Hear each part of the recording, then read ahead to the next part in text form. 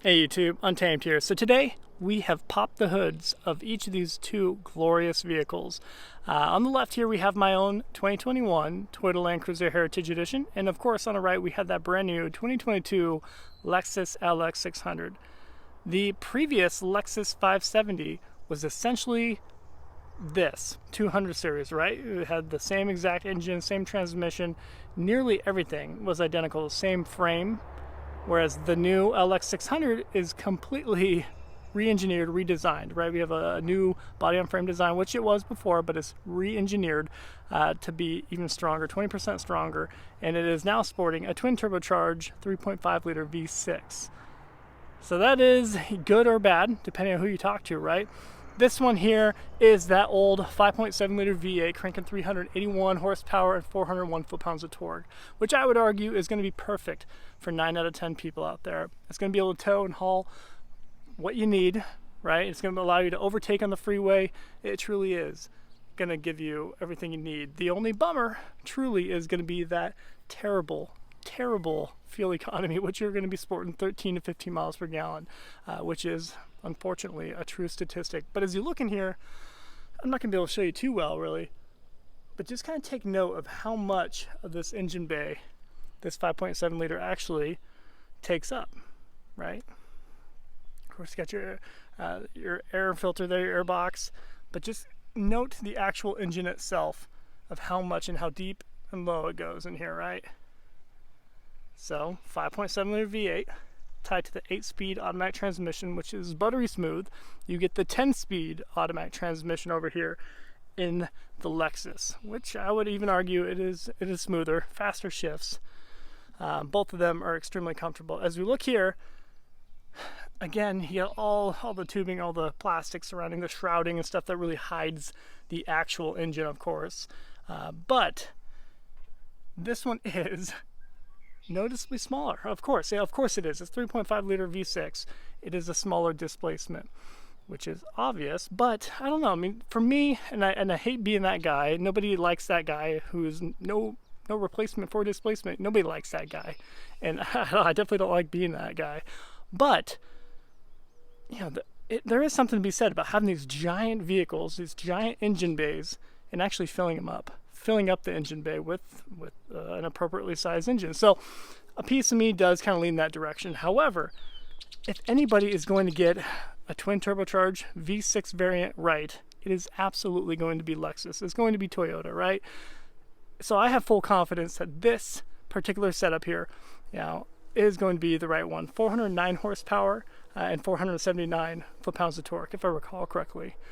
So better numbers by a long shot, really. It is not the iForce Max that has the giant hybrid battery pack underneath the rear seats like you would get in the brand new Tundra TRD Pro. But I think they did that on purpose. They left that out because I think there's going to be better peace of mind and longevity for this particular platform without that battery pack.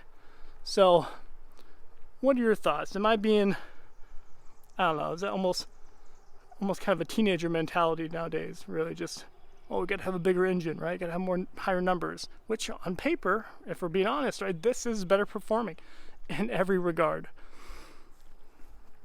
So, goodness to both.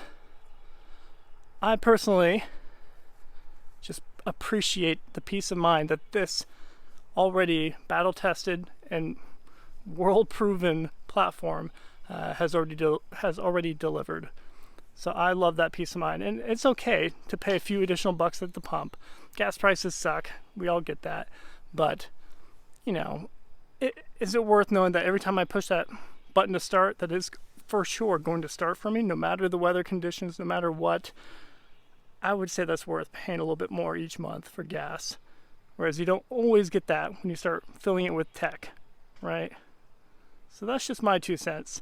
Although this is a stronger, like I mentioned, 20% stronger body-on-frame design, the re-engineered platform is stronger. It's 440 something pounds less than the LX570, the previous generation, right? So the previous 200 series equivalent for the Lexus, right? And I don't know if that's a good thing. I would argue that, for these particular vehicles, these legendary SUVs, it's almost better for them to be heavier. It's almost better for them just to be I don't know, just I don't know, I think that's a part of the appeal for these, is them just being these huge tanks. You know, just knowing that, you know, if heaven forbid you get in an accident, that, you know, you're probably going to fare well. You're going to fare better than the other guy or gal, right? So I think that's a part of the appeal and part of the peace of mind. So when they claim, you know, hey, you know, we lowered the weight 440 pounds, I don't know. I don't see that as a good thing personally, but I know I might be the anomaly in that mindset. Even opening the doors. The more I drive them back to back, the more I realize just how much lighter these doors are. So they're still heavy, don't get me wrong, right? But the 200 series over there is notably heavier. So I know me opening them on video isn't showing this, but yeah, just the overall heft of this door is notable. Then if you even bother trying to open up a Toyota 4Runner door, you'll be extremely underwhelmed by comparison there. So yeah, hopefully maybe there's a few others out there who think like that. But like I said in my previous videos, and I mean it, the more you drive this particular platform with that twin turbocharged V6, the more you love it. And I mean that. I mean, the interior is a wonderful place to be. You know, you still have a warranty for a reason. If things go wrong, this is going to be fixed, right?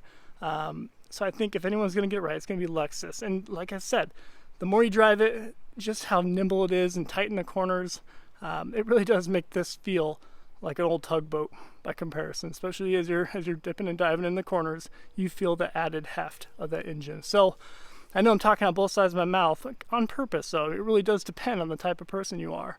If you want a big SUV that feels much lighter on its feet, much more nimble and snappy, this is your pick for sure.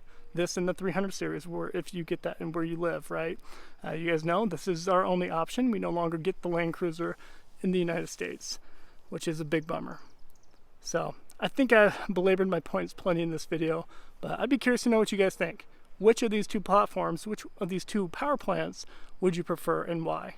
Appreciate you watching as always. Until next time.